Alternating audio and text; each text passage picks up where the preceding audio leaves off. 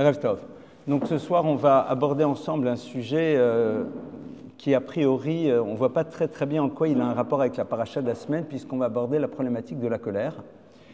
Et a priori, en tout cas, on ne voit pas où ce phénomène-là émerge à l'intérieur du texte de la paracha qu'on va lire cette semaine. En effet, nous sommes donc dans les derniers textes du livre de Shemot, du livre de l'Exode, et dans ce texte-là, nous allons surtout reprendre tout ce qui s'est joué dans la construction du Mishkan, du sanctuaire. On va redonner exactement le détail de tout ce qui a été présent dans la construction de ce sanctuaire.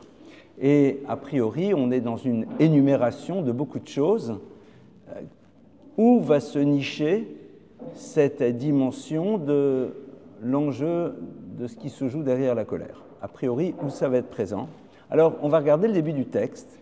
Et le début du texte de cette paracha commence d'abord par une petite parenthèse qui est la parenthèse du Shabbat. En effet, dans la paracha de Vayakel, le texte nous dit « Moshe rassemble l'ensemble des enfants d'Israël et leur dit « Voici les choses que Dieu vous ordonne » et il leur parle du Shabbat.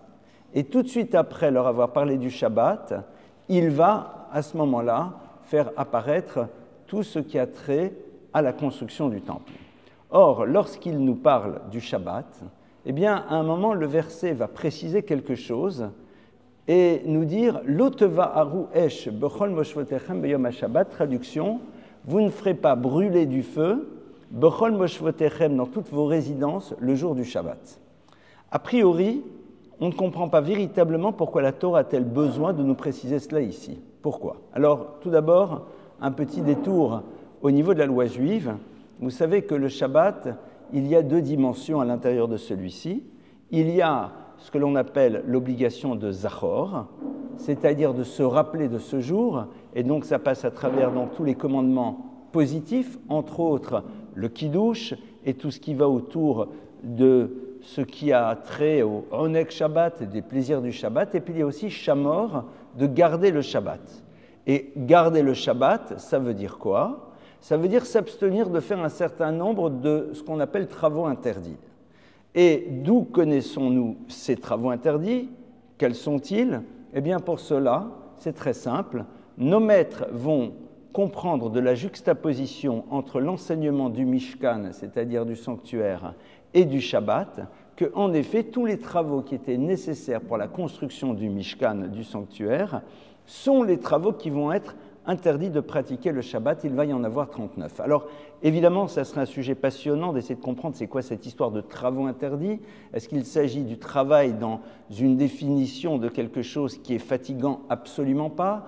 L'idée, le concept, et ce n'est pas le sujet de ce soir, c'est que ce que l'on appelle travail ici, c'est acte de réalisation et de transformation. Et quand vous analysez en effet ces 39 travaux interdits, vous voyez qu'en effet se joue ici tout l'enjeu de la réalisation, de la transformation à l'intérieur donc d'un monde dans lequel on nous demande de profiter de ce que l'on a construit en semaine et non pas de continuer à construire et élaborer. Je ferme cette parenthèse.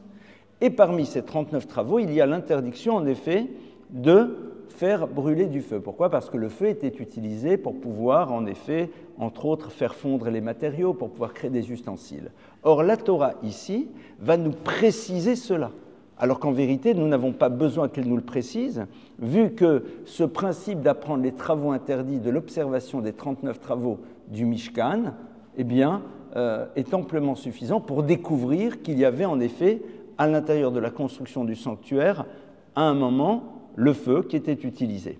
Alors, les maîtres du Talmud s'interrogent et déduisent de là beaucoup de choses qui ont une incidence au niveau de la loi juive, au niveau des lois du Shabbat, que je ne développerai pas maintenant. Par contre, il va y avoir une seconde lecture qui va être donnée par les maîtres et qui nous disent « L'otevaru esh bechol moshvotechem » ne faites pas brûler le feu dans toutes vos résidences le jour du Shabbat, c'est là pour nous rappeler la vigilance extrême que l'on doit avoir par rapport à quelque chose qui est aussi destructeur que le feu, c'est-à-dire la colère.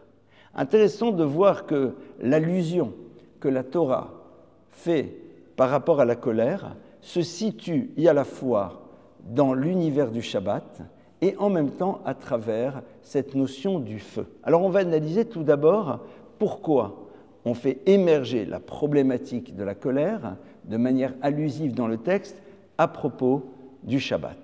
On va essayer de comprendre qu'est-ce qui se joue au fond le Shabbat. Vous savez que dans beaucoup de traditions, on commence le vendredi soir l'office du Shabbat par réciter un texte absolument merveilleux qui s'appelle le Shir HaShirim, c'est-à-dire le Cantique des Cantiques.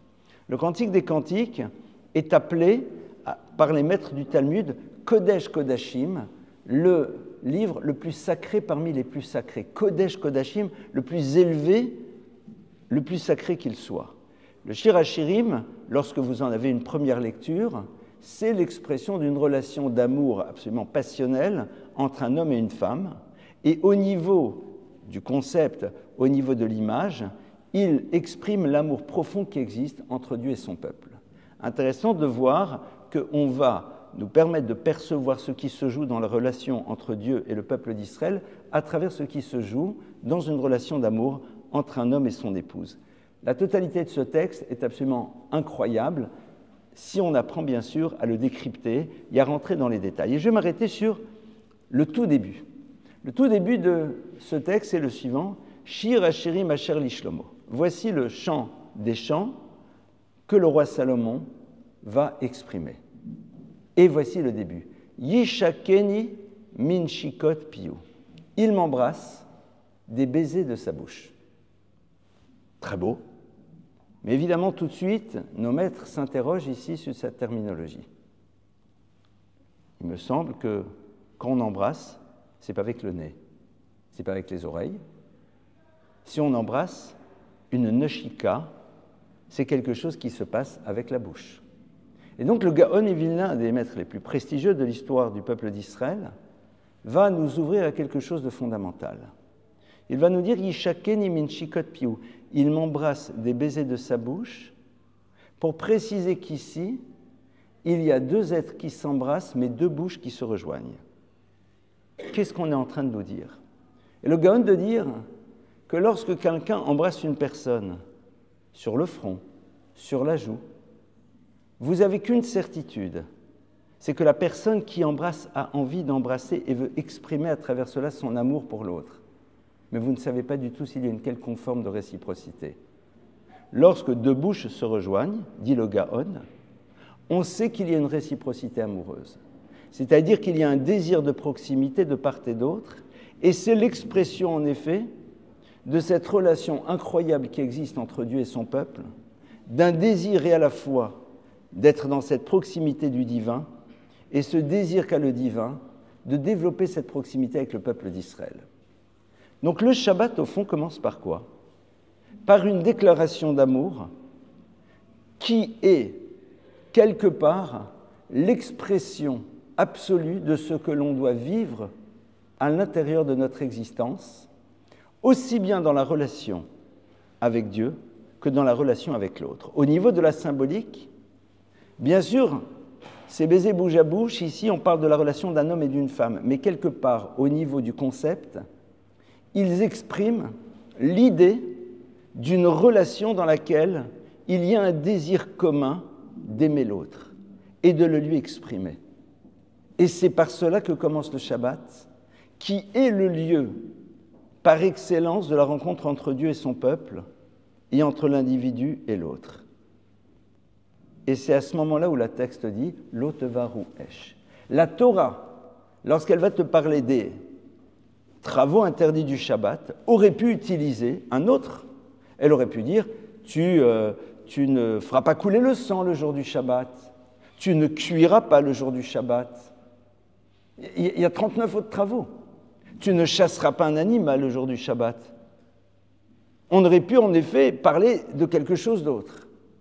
Le fait que la Torah s'arrête au moment où on parle du Shabbat et met en exergue un de ces 39 travaux interdits, qui est le feu, avec cette symbolique que le feu est considéré comme étant l'élément représentant la colère, on nous montre que tout ce qui va se jouer dans le monde de la relation entre nous et Dieu, et de nous et l'autre, va se situer dans la manière dont nous allons gérer cette dimension que l'on appelle la colère. Et à partir de cela, On comprend pourquoi le texte nous dit « Lotevaru esh bechol moshvotechem » vous ne ferez pas brûler le feu dans tous vos lieux de résidence, c'est-à-dire là où vous créez un lien, un lieu de résidence, c'est un lieu dans lequel on décide d'être ensemble, là-bas, vous ne pourrez d'une quelconque manière faire émerger cette dimension que l'on appelle Esh, c'est-à-dire le feu, qui est l'élément destructeur par excellence, qui fait que ce qui était n'existe plus et ne peut plus être récupéré d'une quelconque manière. La Gemara nous dit la chose suivante, Ish veisha zachu shrina benem, lo zachu esh benem. Le masculin et le féminin, s'ils en ont le mérite, et pour l'instant c'est la traduction que j'en donne, eh bien, la présence divine est parmi eux. S'ils n'en ont pas le mérite, c'est exactement le contraire de la présence divine, c'est-à-dire le feu. En effet, le terme « ish », qui désigne l'homme, le monsieur, s'écrit avec 3 lettres, Aleph, Yud et Shin. Ish. Le terme « isha », qui veut dire la femme, s'écrit Aleph, Shin, He. Intéressant de voir qu'il y a 2 lettres qui sont identiques dans le mot homme et femme, c'est le Aleph et Shin. Ish, c'est Aleph, Yud, Shin, et Isha, c'est Aleph, Shin, He. Donc dans les deux, vous avez ces 2 lettres identiques. Aleph et Shin, c'est Esh, c'est le feu. La lettre supplémentaire chez le masculin, c'est la lettre Yud, Aleph, Yud, Shin. La lettre supplémentaire chez le féminin, c'est le He, Aleph, Shin, He. La lettre Yud et la lettre He ensemble font le mot Yud, He, Ya, c'est-à-dire le nom de Dieu. Si on enlève la dimension du divin chez le masculin et le féminin, on retrouve à ce moment-là ce que l'on appelle le feu, c'est-à-dire quelque chose qui est du domaine de la destruction. Qu'est-ce qu'on est en train de nous dire ici? Au fond, ça veut dire quoi enlever l'idée du divin à l'intérieur d'une relation? Est-ce que ça veut dire un monde de religiosité, un monde de pratique ou autre chose? La présence du divin dans une relation, c'est se rappeler que l'autre véhicule une image divine de la même manière que je la véhicule. Et que donc, parce que cet autre véhicule quelque chose qui est du domaine du divin, dans d'extrêmement élevé, je me dois d'avoir une attitude dans la relation qui révèle cet état de conscience. Si demain on vous dit qu'un enfant va être par la suite quelqu'un d'incroyable dans l'univers, qui va faire des choses absolument fabuleuses, le savoir que l'on a, que cet enfant véhicule quelque chose d'immense, va nous amener à avoir une relation différente avec cette personne. D'ailleurs, on le voit quand dans la vie vous rencontrez quelqu'un et qu'on vous dit « qui est cette personne ?» Je ne parle pas du jeu social, mais que cette personne, au fond, c'est quelqu'un qui joue un rôle énorme, qui amène énormément de choses positives. On a une relation différente, non pas vis-à-vis de l'individu, mais au moins vis-à-vis de ce qu'il transporte, et donc de facto vis-à-vis de lui, puisqu'il en est le vecteur. Ça veut dire que le concept du divin, dès le moment où je l'inscris dans la présence de l'autre, m'amène à avoir une attitude par rapport à lui. Si à un moment, je le fais disparaître, à ce moment-là, l'autre n'est plus qu'un amas de cellules, et cet autre-là, dès lors qu'il me pose problème, eh bien, va m'amener à avoir une relation avec cette personne-là dans laquelle je peux le détruire. Le problème du ka'as, le problème de la colère, c'est que lorsqu'elle s'exprime vis-à-vis de l'autre, elle est le révélateur de l'oubli que j'ai de la dimension élevée qui le constitue, parce qu'il est le support et le vecteur d'une âme, et donc de quelque chose qui est du domaine de l'éternel. À partir de là, on va rentrer maintenant à l'intérieur du sujet. Comment est-ce qu'on fait au fond pour pouvoir être non seulement dans la gestion, mais dans un travail qui nous permettra de faire en telle sorte que cette dimension de colère disparaisse totalement de nous-mêmes. Je vous rappelle déjà un premier principe que vous connaissez sûrement, que j'ai déjà évoqué. Le Gaon de Vilna nous explique et nous dit que la finalité de notre existence ici, c'est de nous transformer au niveau de ce que l'on est. Et si on ne le fait pas, l'âme alochaïm, à quoi sert la vie? C'est-à-dire que la totalité des mouvements que l'on va opérer dans le monde, même ce que l'on appelle les mouvements religieux, ont comme fonction de transformer l'être. Et c'est ce qu'on va voir dans un texte du Talmud qui nous dit « Lo nitzna Torah ou mitzvot, et là le tsaref bahem et abriot » que la Torah, c'est-à-dire son étude, et les mitzvot et les commandements n'ont été donnés, et là seulement le tsaref bahem et abriot pour raffiner les créatures. Et c'est là où on va comprendre le terme que je n'ai pas explicité tout à l'heure. Quand l'homme et la femme ont le mérite, c'est quoi ce terme de mérite? Le terme qui est utilisé là-bas, c'est le terme zachou. Or, le terme zachou vient de la racine zach.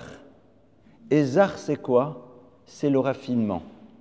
Lorsque le masculin et le féminin ont compris que leur vie, c'était un lieu de raffinement, un lieu de transformation, noblesse oblige, un lieu d'exigence par rapport à soi-même, pour être élevé et être réellement dans une dimension d'être humain tel qu'il est voulu par le Créateur, alors à ce moment-là, évidemment, le Yud et le He, qui symbolisent le divin, sont présents, parce que c'est cette conscience de la dimension divine qui est parmi eux, qui les amène à vouloir se raffiner et à grandir.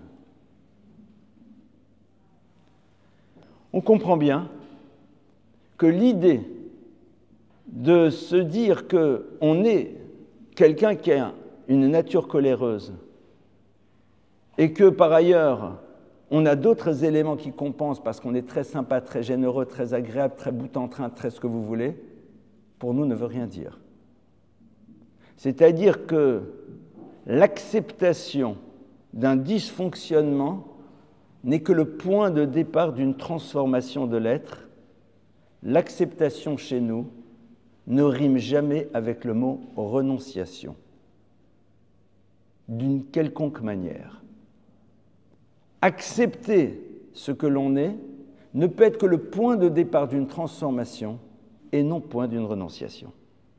À partir de là, on va essayer de comprendre comment est-ce qu'on peut faire ce travail et surtout, il y a énormément de textes qui sont là pour pouvoir nous aider à comprendre que c'est fondamental. Tout d'abord, un texte du Talmud qui nous dit que tout celui qui se met en colère, eh bien, se confronte véritablement à l'enfer.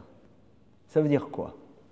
Alors, pour nos maîtres, ce que l'on appelle le Gehinnom, l'enfer, ce n'est pas un lieu dans lequel il va y avoir des petits démons qui nous mettent dans des marmites d'huile bouillante. Non. Le Gehinnom, c'est au fond la pénétration de la dimension sombre de nous-mêmes dans laquelle nous décidons de rester et dont nous ne voulons pas nous extraire. Au fond, le Gehinnom à terme, ça sera lorsque l'on nous montrera où nous avons décidé de rester et surtout ce qu'on aurait pu devenir si on avait fait un choix différent. Et c'est ça au fond. C'est-à-dire cette colère, ces modèles de fonctionnement que tu as décidé d'accepter comme étant des éléments constitutifs de toi-même sur lesquels il n'y avait pas lieu de travailler, sont des lieux d'enfermement, mais surtout sont empêchés de vivre d'autres choses. Et on va rentrer d'abord dans la première difficulté qui est liée à la colère. C'est quoi au fond le vrai problème de la colère, en dehors de tout ce que ça peut détruire? Le problème numéro 1 de la colère, si on réfléchit, c'est que ça marche. Et comme ça marche, c'est un modèle que l'on risque de mettre en place dans les relations qui va nous amener à obtenir des résultats dès lors que la relation nous permet de les obtenir parce que le rapport de force est à notre avantage. Mais elle est l'élément qui nous donne l'illusion d'une réussite parce que nous avons obtenu ce que nous disons, ce que nous désirons, pardonnez-moi, mais qui quelque part détruit complètement l'image qui est la nôtre dans les mondes dans lesquels nous évoluons. On le voit de manière très intéressante, de manière très basique dans les relations aux enfants. Lorsqu'un parent se met en colère vis-à-vis d'un enfant, eh bien, de manière générale, l'enfant va obtempérer. Pourquoi ? C'est quoi la relation de pouvoir qu'un parent a vis-à-vis d'un enfant ? C'est qu'il est celui qui, a priori, le seul dispensateur de vitamine A nécessaire pour que l'enfant se sente bien, c'est-à-dire d'amour. Lorsque celui qui est censé vous donner de l'amour, tellement nécessaire pour se sentir en équilibre, a une posture qui vous donne l'impression que cet amour va disparaître, on est prêt à tout faire pour retrouver l'illusion d'être aimé en se soumettant à la volonté de l'autre. Mais le jour où l'enfant découvre qu'il peut être indépendant dans l'univers de l'amour, c'est-à-dire il peut aller vers d'autres qui vont lui donner ce qu'il croit être de l'amour, qui la plupart du temps sera plus du désir qu'on transforme en amour, mais ça c'est un autre problème, ce jour-là, la colère ne marche plus. L'ado, le jour où il a autour de lui un monde qui l'accueille et qui lui donne l'illusion d'être aimé, mais quelque part n'est plus du tout sensible à ce rapport de force et à la colère des parents. Pourquoi ? Parce que tout simplement, il peut obtenir maintenant ce dont il a besoin à travers d'autres. Le drame de la colère, c'est que ça marche. Et comme ça marche, on s'habitue à construire un monde de relations qui est basé sur les rapports de force qui sont à notre avantage, et nous voyons dans les résultats que l'on obtient l'expression d'une validation du système qui, au fond, nous a complètement invalidés dans le regard de l'autre, mais qui ne peut l'exprimer parce que nous dépendons de lui. Et ça, c'est ce que j'appellerais déjà le premier élément sur lequel il y a lieu de réfléchir. Parce que la colère n'est pas nécessairement cri et hurlement, ce n'est pas nécessairement de la violence. Le concept de la colère, c'est toute utilisation d'un rapport de force à mon avantage pour obtenir ce que je veux. Si ce n'est que la colère, lorsqu'elle s'exprime, peut m'amener à un moment à ne plus être dans la maîtrise de moi-même, c'est le moment dans lequel nos maîtres disent, dans la Kabbale, si tu veux savoir de qui tu dois totalement t'éloigner, c'est de quelqu'un de coléreux. S'il y en a bien un dont tu dois t'éloigner, c'est celui qui est coléreux. Pourquoi ? Parce qu'il est celui qui a supprimé l'élément qu'il définit dans son humanité, c'est-à-dire la shlita du sechel sur le reste, c'est-à-dire celui qui a oublié que c'était son intellect qui devait diriger la totalité de ses mouvements. On est face à un étalon fou qui n'est plus dirigé par son cavalier, mais qui dirige et qui amène son cavalier là où il le désire. Or, c'est le cavalier qui dirige le cheval et pas le contraire. Et c'est la raison pour laquelle nos maîtres nous disent « éloigne-toi ». Non pas tant parce que tu as des risques, mais parce qu'il est l'expression de ce que l'on ne peut être. Parce que c'est pas bon, alors il est coléreux, il est coléreux. Il symbolise celui qui a mis de côté complètement le sechel, l'intellect, et qui se laisse diriger par la partie la plus animale de lui-même. Il représente l'opposé de ce qui permet de construire une vie qui est porteuse de sens. Et donc c'est la raison pour laquelle le Zohar nous dit « éloigne-toi ». Et je répète, non pas tant de par le danger que tu cours, parce que tu es peut-être plus fort que lui physiquement, mais parce que vivre dans la proximité de quelqu'un qui nous montre que c'est cette partie-là qui dirige, peut au bout d'un moment t'amener à toi aussi flirter avec ce modèle de fonctionnement, même s'il va s'exprimer de manière différente. on va voir que la Torah est extrêmement vigilante sur la colère.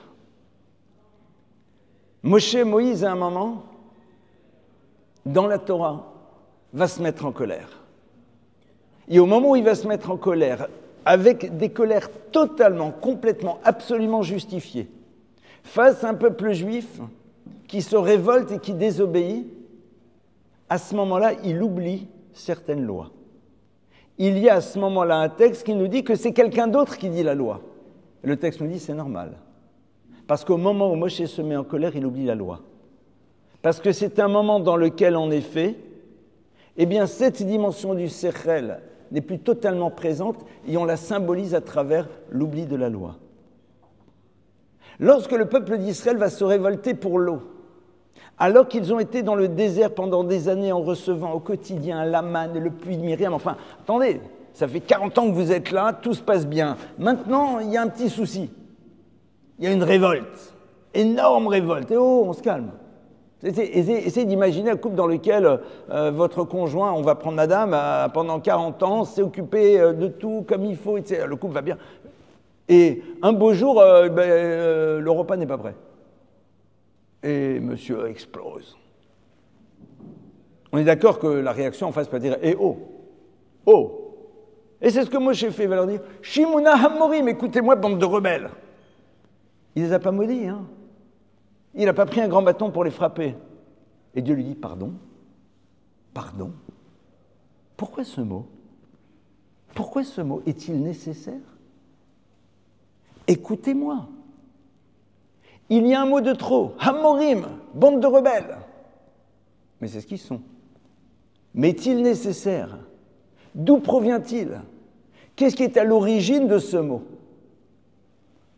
Quelque chose qui est du domaine de la colère. Alors pour nous, c'est rien. Pour quelqu'un comme Moïse, c'est inacceptable. Pour montrer que c'est un travail constant que l'on doit opérer. La question, elle est de savoir comment est-ce qu'on peut faire ce travail et de quelle manière. Et là, on va rentrer dans des choses qui sont un peu plus concrètes, mais qui peuvent nous permettre de faire ce travail. Ce travail ne doit pas se faire en aval, mais en amont. Certaines personnes considèrent qu'elles ne sont pas du tout par la problématique de la colère, et c'est normal, parce qu'elles ont vécu dans un environnement dans lequel elles ont toujours choisi celles et ceux qui n'allaient pas les bouleverser. Quand vous décidez de vous entourer de personnes qui fonctionnent comme vous, quand vous décidez de vivre à côté de certaines personnes qui à un moment ne vous remettront pas en cause, quelque part vous n'avez pas de raison de vous mettre en colère. Le fait de ne pas se mettre en colère ne veut pas dire pour autant que cette dimension ne fait pas partie de nous-mêmes. Au fond, le point de départ de la colère, c'est l'incapacité que l'on a d'accepter qu'une réalité soit autre que celle qu'on aurait voulu. Dans le second livre que j'ai eu le bonheur d'écrire, qui s'appelle « La chef dans le placard », je consacre quelques chapitres sur le travail sur la colère. Et cet enseignement est basé bien sûr sur, entre autres, l'enseignement du Rav Wolbe, et je me suis permis de traduire les choses de la manière suivante. Vous savez que dans l'étude du Talmud, il y a quelque chose de très surprenant. Quand vous étudiez le Talmud, et je vous y engage, c'est passionnant, eh bien, on pose des problématiques X, Y ou Z.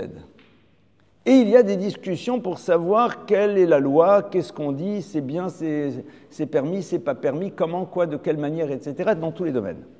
Vous avez plusieurs opinions qui s'affrontent et qui amènent des arguments, des contre-arguments, arguments contre arguments, jusqu'au moment où on arrive à une conclusion. Vous êtes bien d'accord qu'au fond, si on veut avoir le résultat, pas la peine de rapporter la totalité de toute la délibération. Pas nécessaire. Or, au fond, l'étude du Talmud, c'est d'être capable d'aller voir que l'on pouvait penser autrement à un moment. C'est-à-dire de s'habituer le plus tôt possible à imaginer qu'une lecture A, eh bien, n'est pas unique, il peut y en avoir une autre. Pour nous habituer, à créer un monde d'hypothèses, et ce n'est pas pour rien qu'on retrouve quand même une proportion assez importante dans le monde des chercheurs de personnes qui sont issues du judaïsme, parce que quelque part cette idée de créer de nouvelles hypothèses est presque consubstantielle au cerveau juif qui a été habitué sans arrêt dans son étude à ça. Mais au-delà de ça, ça nous aide à construire ce que j'appellerais la théorie du qui a dit que. C'est-à-dire, et qui me dit que la vision que j'ai des choses est absolue? Et qui a dit que ce que je pense être normal l'est de manière normale? Alors oui, tout le monde est d'accord qu'on ne frappe pas, on n'insulte pas, oui, il y a des fondamentaux qui nous sont communs.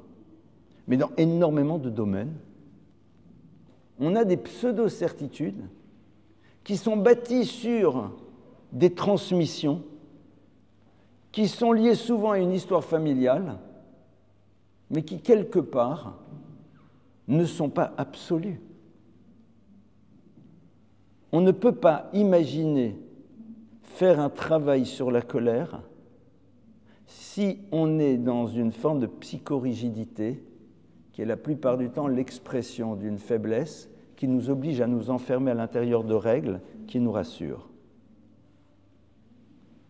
Et c'est vrai que c'est passionnant. Ces personnes disent « Non mais attendez, mais c'est comme ça que ça doit être. » Et pourquoi? Et pourquoi? Et qui a dit que c'est à monsieur de payer le coca? Au fond, ça se fait, nous, et as, et donc. Ça veut dire que, et donc c'est la raison pour laquelle c'est instancé. Pourquoi tu as décidé d'avoir cette lecture? Tu peux en avoir une autre. Alors peut-être qu'à la fin, tu vas arriver à la conclusion que ta lecture est la bonne. Mais est-ce que tu es prêt à imaginer qu'on peut penser, voir les choses de manière différente? Est-ce que cette dimension-là, elle est présente chez nous? C'est-à-dire construire une autre lecture sur la posture de l'autre qui nous permettra de la voir différemment et donc à partir de cela, de ne pas nous amener à réagir, et la plupart du temps, cette réaction sera de la colère. C'est pas simple, parce que au moment où je le dis, je suis sûr que beaucoup parmi vous sont en train de se dire « Oui, non mais, il y a des cas dans lesquels non. » Oui, vous avez raison, il y a des cas extrêmes, le meurtre, le viol, oui, c'est vrai, bon, ça, je suis d'accord. Hein. Mais sur ça, il n'y a pas de problème, c'est des choses interdites. Donc quand l'interdit est posé, l'interdit est posé. Mais sur le reste, tu passes Shabbat chez ta mère, chez ta belle-mère, tu fais un cadeau, tu ne fais pas un cadeau, tu viens voir. Or, constatez que la plupart du temps, nos colères, elles sont liées au fait que nous n'acceptons pas que la réalité ne correspond pas à ce qu'on a imaginé. C'est la raison pour laquelle dans la Torah, il y a un grand principe. N'imagine pas l'histoire, découvre ce qu'elle va être. Ne l'imagine pas. Tu constateras que ce qui te bouleverse, c'est quand tu vois qu'il n'y a pas de correspondance entre ce que tu es en train de vivre et ce que tu as imaginé devoir vivre. Mais si tu n'imagines rien, tu découvres la réalité.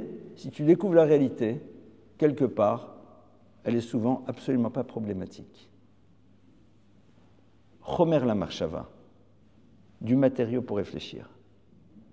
À partir de là, on va réfléchir maintenant sur un autre point, qui va être aussi capital dans cette réflexion sur la colère et qui est la mida par excellence, c'est-à-dire le trait de caractère qui va nous permettre de réussir à faire en telle sorte que cette dimension ne soit pas présente à l'intérieur de notre vie. Et cette mida, on la retrouve à propos de Moïse. On nous dit que Moïse, Anav était l'être le plus humble que la terre ait porté. Et, a priori, si je vous parle d'humilité, vous savez ce que ça veut dire. Si je vous dis Moïse était l'être le plus humble, eh bien vous dites, bon, il était humble, et donc, je ne sais pas combien de temps s'est passé déjà, était l'être le plus humble, eh bien, ok, il est humble. Or, sur place, Rashi va nous dire Shafal vesavlan. C'était quelqu'un qui se faisait petit, mais surtout savlan, qui supportait, qui était capable, en effet, de supporter.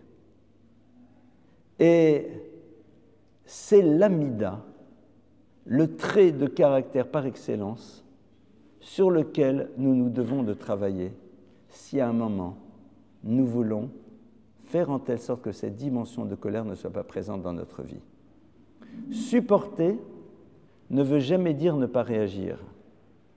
Supporter, c'est être capable de ne pas laisser à la colère la possibilité d'agir tant que le sechel, que l'intellect, n'a pas pris la place qui devait être la sienne. La plupart du temps, on voit dans cette dimension de supporter une forme de renoncement par rapport à une réaction, pas du tout. Or, nous savons très bien que la réaction n'est là que pour pouvoir opérer une transformation et un changement. Dans la mesure où la colère est présente, elle ne peut pas opérer une transformation et un changement. Elle ne peut pas.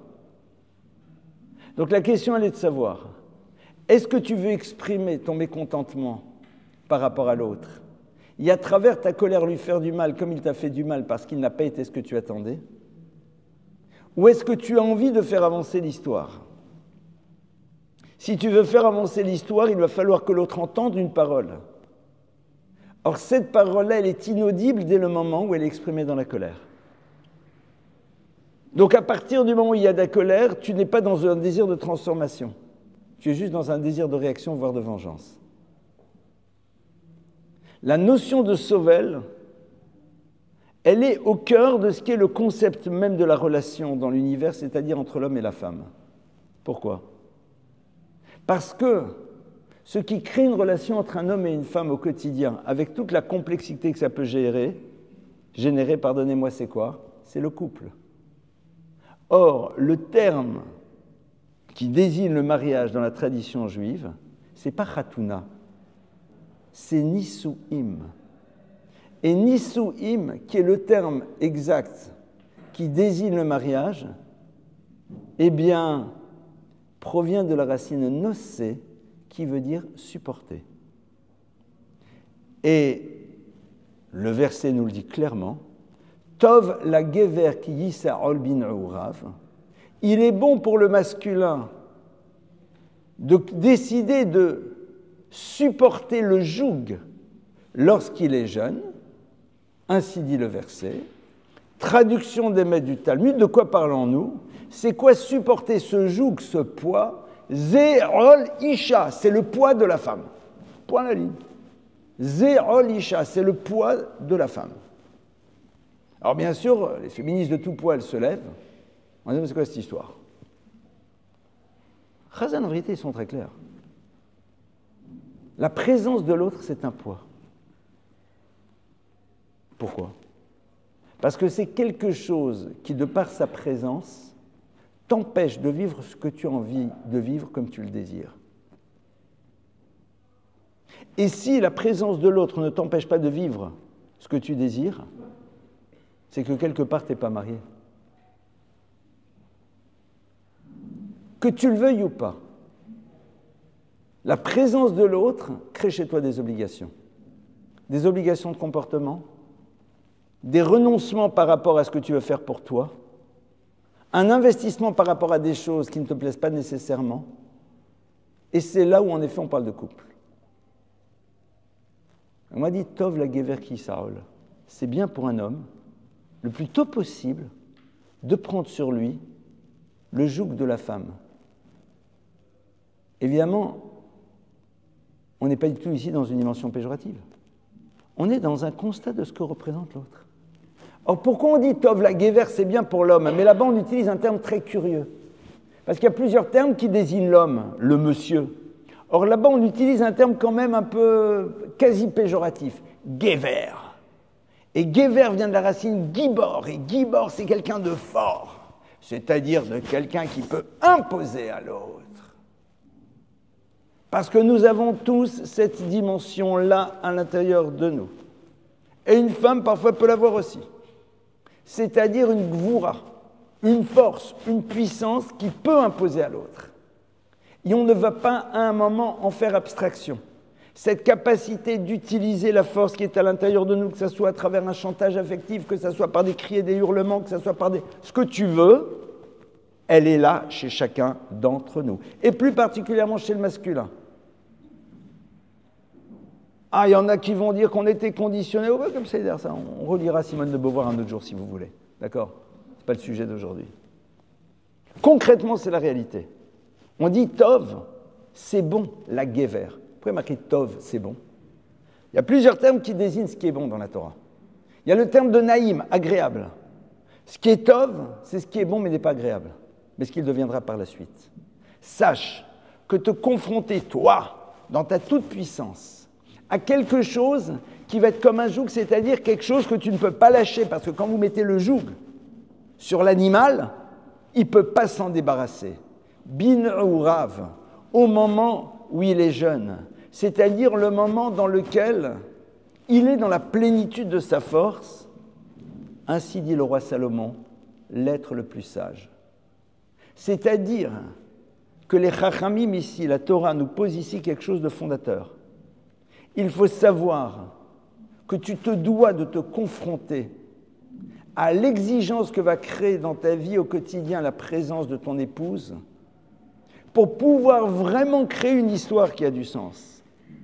Parce que tu vas être obligé de faire un travail, de mettre de côté toute cette possibilité que tu aurais d'obtenir ce que tu veux à travers un rapport de force, quel que soit le modèle de rapport de force. Il peut être lié aussi à un rapport de force de par le pouvoir économique que tu as vis-à-vis de l'autre.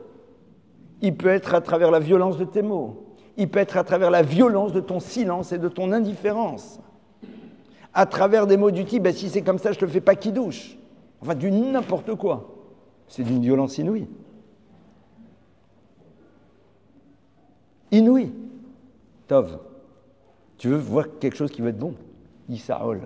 Tu dois voir l'autre, oui, comme un poids, mais pas dans sa dimension péjorative.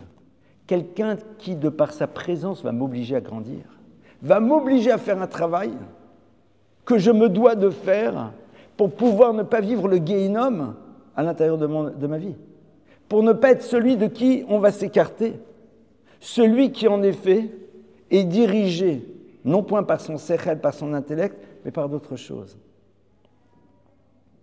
Ça va être donc ce travail de Savlanout. Et ce travail de Savlanout, il va très loin. Vous savez qu'il y a un texte que l'on a l'habitude de dire à Rosh Hashanah quand on va sur les bords de la Seine, du canal Saint-Martin, en tout cas au bord d'une rivière, et qui est un texte qui est évidemment dans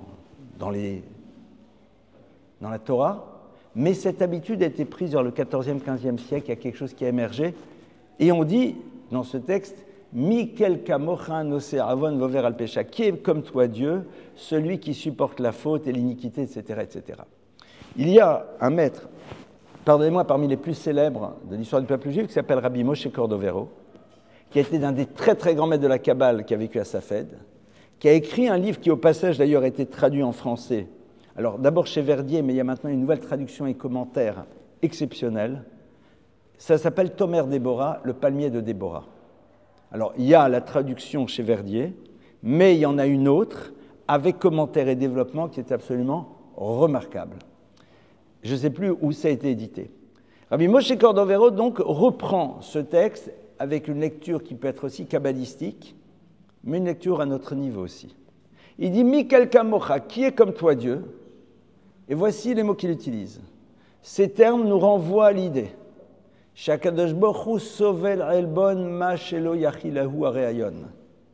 que Dieu est un roi méprisé, melech alouv, un roi que l'on méprise de manière inimaginable.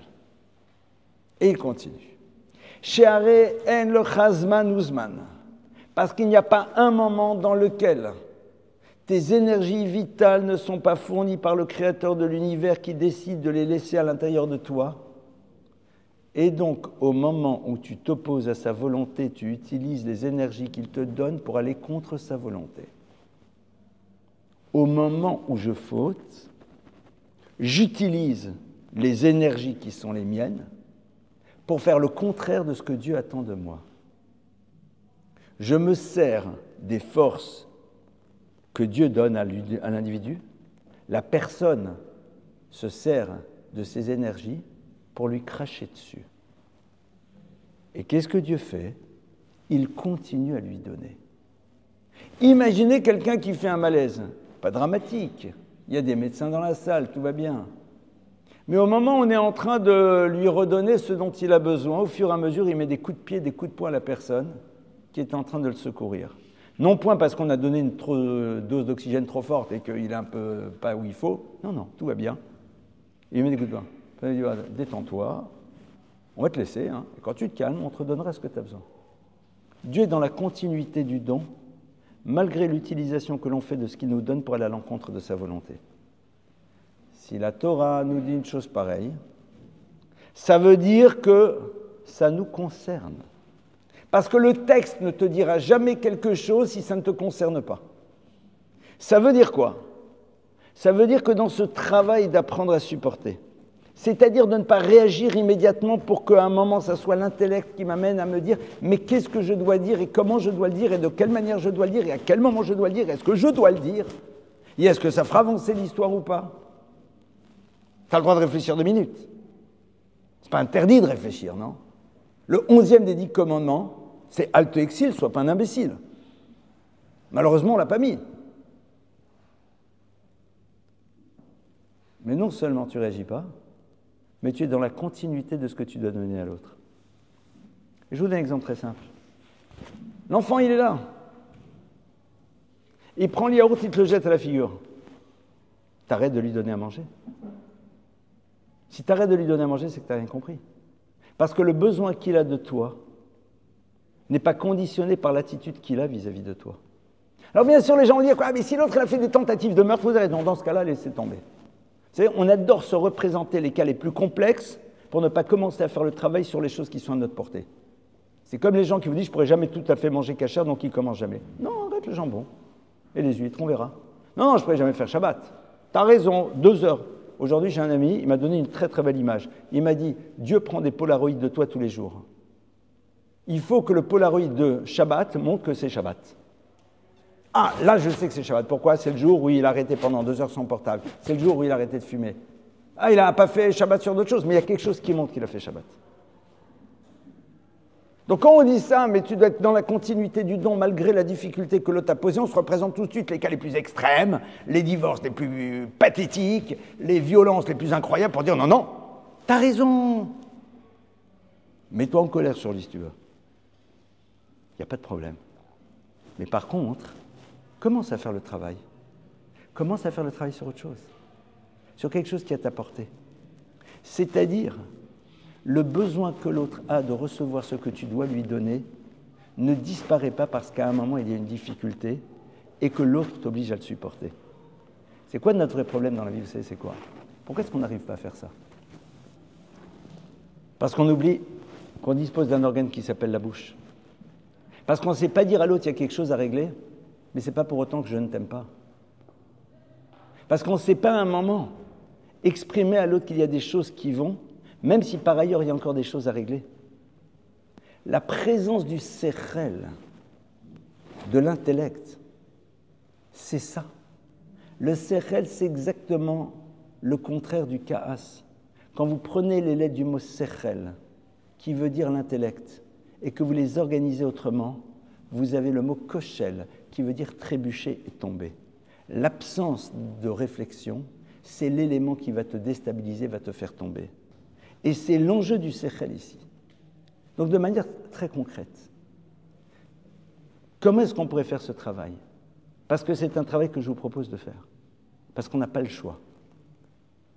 Et vous constaterez que ceux généralement qui se mettent en colère sont des personnes qui n'ont pas peur que la colère détruise le monde des relations ou des pseudo-relations qu'elles ont, parce qu'elles représentent quelque chose pour les autres. C'est ce qu'on appelle, même si elles ne le sont pas toutes, bien sûr, ça serait très inélégant de ma part de faire un lieu commun, mais c'est ce qu'on appelle parfois les caprices de stars. Je peux faire ma crise, de toute façon, vous avez besoin de moi. Donc, il n'y a rien qui va changer. C'est le plus mauvais service que je peux lui rendre. Parce que quelque part, l'autre s'habitue à un modèle qui la détruit de l'intérieur, mais elle est dans l'illusion d'une relation parce que tout simplement, nous avons besoin, ceux qui sont à l'extérieur de cette relation, ou alors elle nous nourrit au niveau de notre symbolique. Parce que comme on est proche et on continue à être à côté de l'autre, alors l'autre a l'impression qu'il existe toujours. Mais ce travail-là, On va d'abord commencer avec ces deux choses.